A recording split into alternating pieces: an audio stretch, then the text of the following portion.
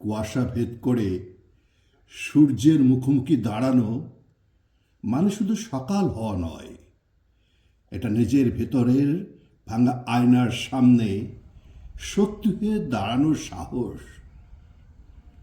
ভোর নামলেই কুয়াশা আসে, ক্ষত ঢাকার সাদা কাপড় হয়ে সব দাগ মুছে দেওয়ার ভান করে পথের দিশা চুরি করে নেয়।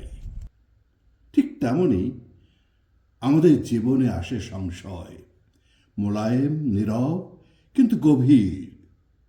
সূর্য তখন একটি অদৃশ্য প্রার্থনার মতো, যাকে দেখা যায় না তবু বিশ্বাস করা যায়।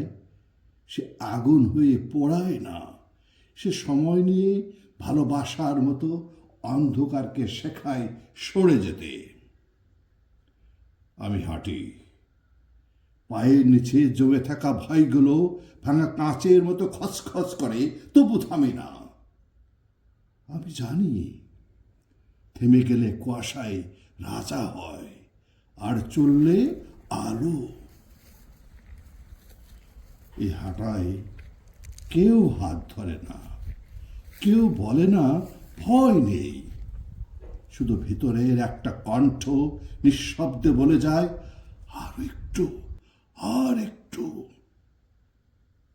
এক সময় কুয়াশা ক্লান্ত হয়, ভেঙে পড়ে সূর্যের বুকে, আর আমি বুঝি আলো আসলে বাইরে ছিল না, আলো জন্ম নিচ্ছিল আমার না থামার ভেতরেই।